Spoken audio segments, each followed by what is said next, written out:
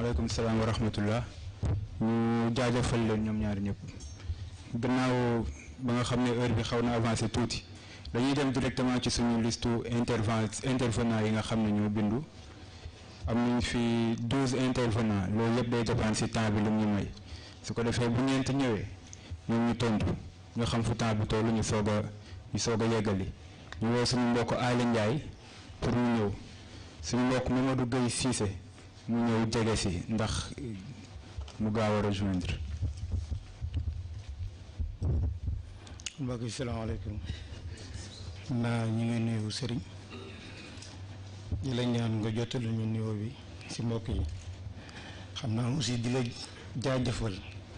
ci li ñu may parce que xam nga Seydina Muhammad dafa wax ni man arafa nafsa faqad arafa rabbahu te yow yaa ñuy jàngal suñu bopp donc fa tabarakallah yaa ñuy defal li ñuy wax ni tarbiya yaa ñuy jàngal maarifa donc ñu ngi la ciy sant di la gërëm xam na concernant thème bi ñu ngi gërëm ñaari exposants yi ñaari Muhammad nag dañoo amoon ay questions yu ñu bëgg a poser rek parce que benn bi damay njëkk a laaj évolution nit évolution mécanique bi est-ce que nekkul loo xam ni c'est personnel wala loo xam ne dafay nekk lu général évolution bi est-ce que luy nekk lu personnel wala évolution boo xam ne ñëpp mën nañ ko def parce que am na ñoo xam ni mën nañ toog mamel di dégg feneen wala di gis leneen est-ce que kooku évolution am dina bokk ak ki nga xam ni physiquement day def ay poussé ak leneen beneen dañu gis ci documentaire bi ñu mbokk mi woon léegi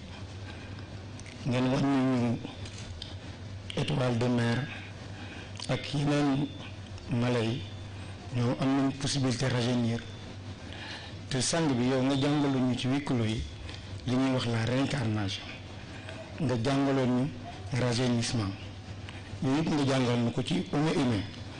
léegi dama laaj aussi mbokk yi est-ce que évolution nit mën nañu permettre ñun ñu dem bay rajeunir wala ñu dem bay réincarné wu def ay réincarnation beneen tamit ñu gis ngeen daal ma benn mbokk boo xam ni man boog ci man ci samay bët des fois mu ñëw mel ni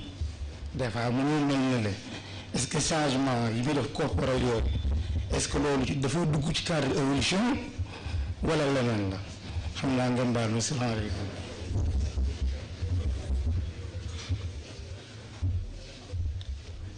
ñu jaajëfal ko woo suñu mbokk Mamadou Gueye Cissé Pape Moussa pour mu jege si bu ko defee ku nekk mu gàttal rek ñu ne ñu mën a participer.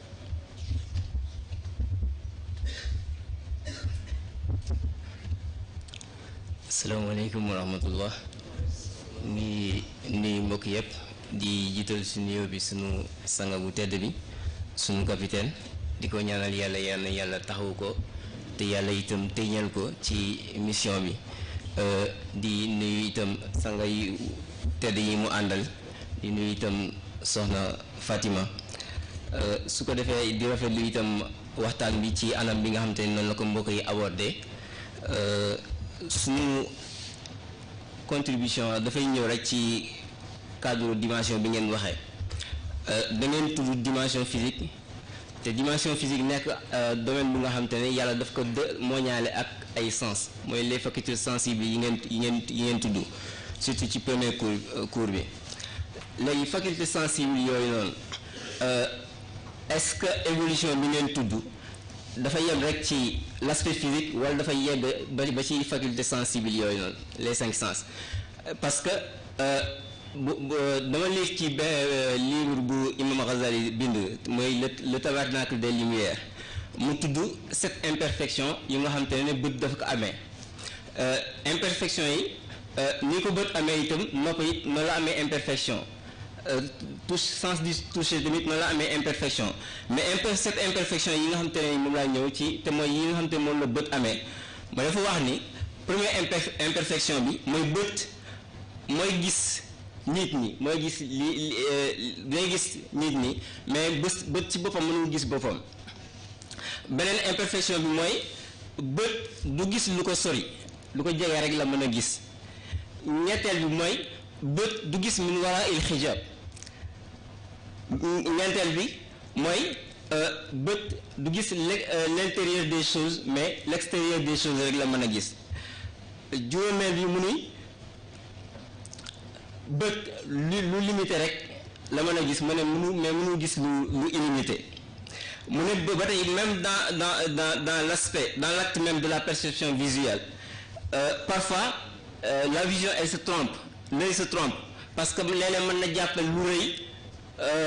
lu tuuti mu jàppe ko lu rëy mu jàppe ko lu tuuti ne soroy waay ba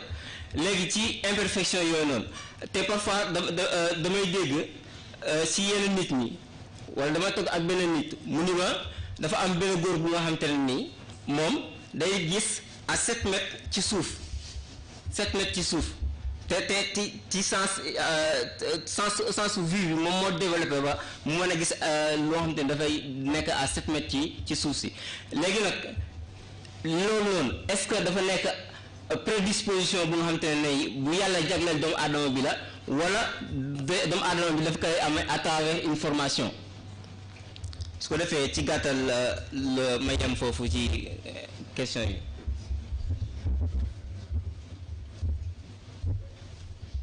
ñu jaajëfal mbokk Mamadou Gueye ñu woo Pape Moussa Pouy Pape Ndiaye mu jege si.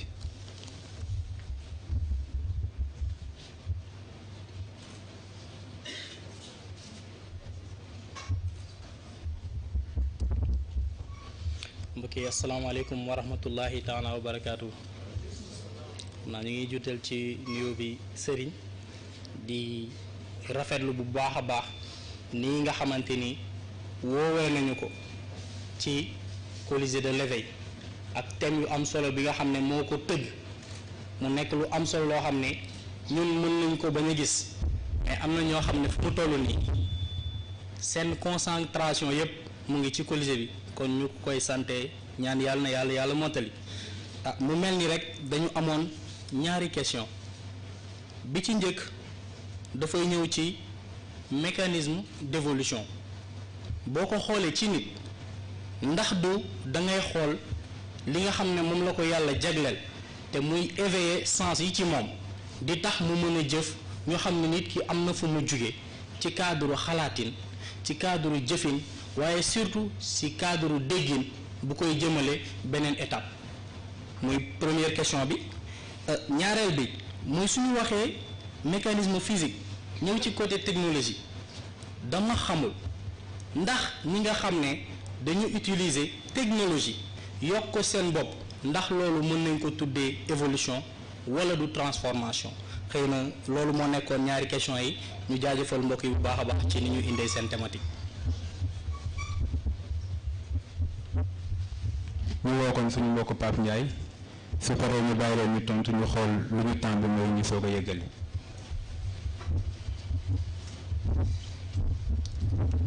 am naa bu ko defee ñu ngi nuyu ñu assistance bi yëpp di jiital si nuyoo bi suñu capitaine di ko ñaanal yàlla na yàlla mottali yéene bi c'est lui l'initiateur di Colisée de l'éveil. am naa di rafetlu tamit ak suñu ñaari mbokk yi muy Habib ak Mamadou Ndiaye nii am naa Habib wax na sànq lu ma fàttali benn histoire bu neex sax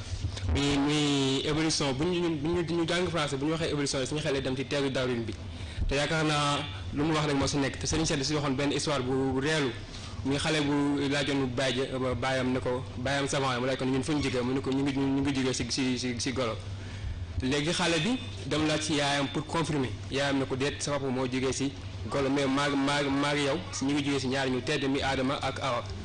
léegi nag xale bi nag def si lu rëy dem ba wax waa penc mi yëpp ni leen suñuy papa yi si golo lañu jóge léegi waa penc mi yëpp di daw golo yi mais lu mu si waxee rek Serigne Cheikh lu mu wax rek moo si nekk mu ni Adama benn Adama am muy Adama bu yàlla créé mais benn Adama yi savant yi scientifique yi ñoo ko créé xam naa thème bi am na solo loolu fi ñuy posé question rek mooy question bu njëkk bi dañuy wax ni l'homme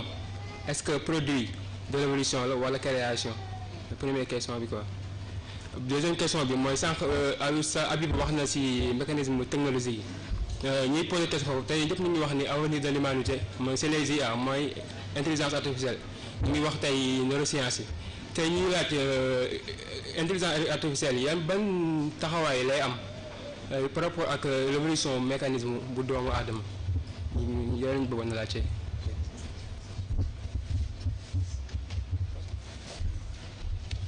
ñu jaajëfal mbokk yi si contribution yeeg question yi am na solo ñu bàyyi Habib ak Mouhamed ñu tontu suñu paree ñu soog a yeggale.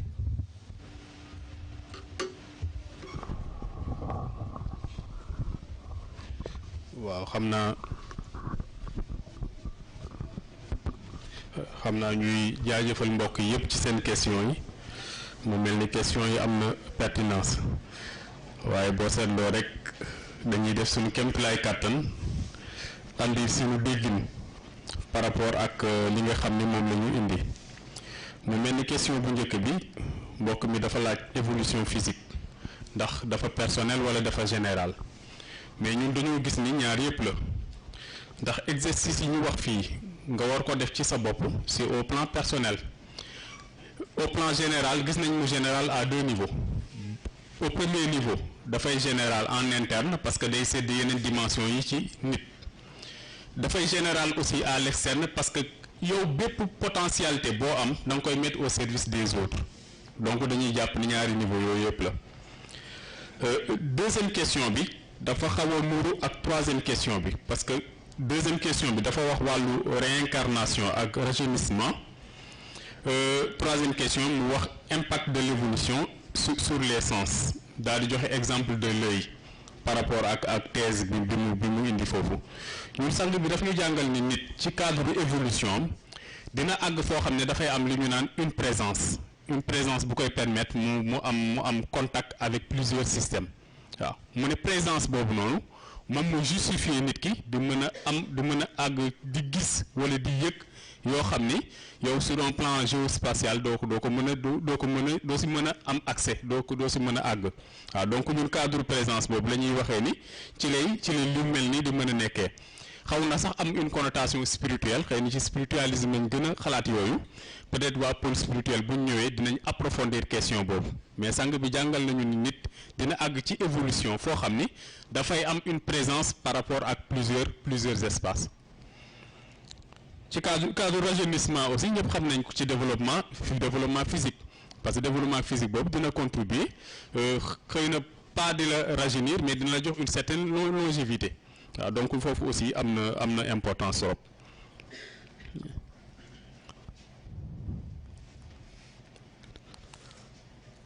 am na ku poser question aussi ci mécanisme d'évolution ndax dafay réveiller les autres sens effectivement loolu mooy finalité bi parce que sens yi ñu am nii dafa am benn potentiel illimité bu nekk derrière moo tax ci cadre évolution potentiel illimité boobu moom lañ bëgg nga explorer ko waaw comme ni mu ko waxee ne finalité spirituelle bi mooy nga mat yàlla njaboot nga mën a accomplir mission bi nga xam ne moom moo la bàyyi ci kaw suuf mais potentiel illimité boobu dafay doon responsabilité nga di ko explorer constamment donc boo koy explorer là en même temps da ngay améliorer les 5 sens et da ngay découvrir aussi yeneen attributs yu la yàlla jox apport technologique bi aussi par rapport ak évolution physique bi xëy na sax ci cadre documentaire bi ñu seetaan sànq mën nañ ci am benn jugement de valeur parce que ñoom ñi ko def ñu ngi poser wu la question par rapport ak degré de dangerosité bi ci nekk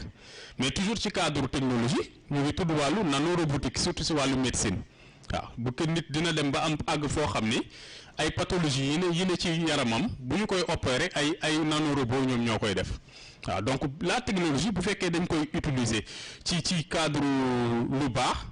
pour améliorer potentiel physique bu nit loolu aussi dañuy jàpp ne lu baax la par exemple les mutilés de guerre ci technologie la ñuy basé wu pour di leen defal ay appareils artificiels donc foofu apport technologie dafay am solo trop ci amélioration de la dimension physique beneen bi itam ku laaj ndax l'homme est le produit de l'évolution et de la création je pense que anecdote bi mu raconté ci sunu maam Seydi Cheikh Ahmed Tidiane tontu na boppam waaw donc ki mujjee intervenir toujours ci avancée technologique yi la wax mais loolu lañ ci jàpp dañ jàpp ni si la technologie vraiment est au service de l'humain surtout par rapport ak dimension physique bu fekkee ni pour améliorer son potentiel loolu dafay doon lu baax mais warul doon rek juste ay manipulation technologique par fantaisie comme ni ñu koy gisee ci yenn séquences yi daal xam naa ñun loolu la ñu amoon ci li ñuy tontu ci question yi ñu bàyyi sunu turandoo mu andi des compléments de réponse. waaw ñu ngi jaajëfal ñëpp ci ci intervention yi xaj na quelque rek la ñuy andi comme complément li mu wax ci potentialité yi illimité yi yàlla may doomu aadama pour ñaan ko nag mu def effort progresser am na ko tudd ci wàllu bët ak imperfection yu ko dal mais ni imperfection yi di amee noonu lay amee aussi à côté des milliers de possibilités pour dem ci beneen niveau loolu mooy tax am na koo xam ne basira la am ku am basira boo taxawee ci kanam da ngay transparent mais nag jagle la ñëpp moomuñ ko donte am na koo xam ne sax boo na jagle la moom day bañ parce que nee na lépp entraînement la ndax ku ko gën mérite la muy Sayid Cheikh ci potentialité illimitée yooyu la ku mel ni Ahmed Rifaa'i waxam juróoja fi xaalatil bu'di ruuxi kuntu ursilahu tuqabbilu ardi anni wa hiya naibati suñu soo moo ñu ko jàngal mu wax ne Ahmed Rifaa'i dafa toog ci rawdu yonent bi ne ko dama daan toog fa ma toog di yónni sama ruux muy ñëw di la ziar si tey nag ruux boobu yaram bi ñoo ànd kon nag fam di yéen nekk waa xabibal ila ne ko tàllalal sa loxo ma teg ci sama tuñ yonent bi tàllal ko loxo loolu aussi dafa am ñu ko moom ndax daanaka doo ci dégg ay histoire yu bari kon yooyu yëpp pour lan la yàlla dafay won doomu aadama ne ko possibilité yaa ngi fi moo tax benn chemin du am benn mécanisme du am y a autant de méthodes que d'individus parce que ku nekk ak say paramètres moo tax ñu dina am thème bi ñëw ñuy wax spiritualité école ou entre école et expérience parce que am na ci loo xam ne orientation bu générale la mais nag bu ñu jugee ci orientation bu générale bi bu ñuy dem composition ki nga xam ne dafa def des recherches supplémentaires nag bi muy am yow doo ko am moo tax kon il faut que yooyu ñu bàyyi ci xel technologie ñu wax ndax évolution wala transformation ñii mën nañ ko interpréter comme transformation mais dégg nga ñoom nee nañ dañoo jàpp ne ñoom dañoo évoluer du leen ko bañal ndax ñoom noonu la ñu gisee li ci Mouhamed wax moo ci nekk apport de la technologie dans la médecine ñu def nañ ko nangu parce que dafay dimbali nit mais intelligence artificielle parfois utilisation bi ñu ciy def mën na juriti ay musiba loolu moo tax Albert Einstein wax ni je crains le jour où la technologie prendra le dessus sur l'humain nee na là on assistera à une génération d'idiots donc façon yi ñuy utiliser technologie parfois yooyu lay andi ndax ki jël ay puces implanté ko ci boppam te mu wóor que ni am na danger lu ko ci daal moo ko teg boppam donc yaakaar naa yooyu rek lañ ne woon nañ ko apporter peut-être ñu jàll ci beneen série de questions bi.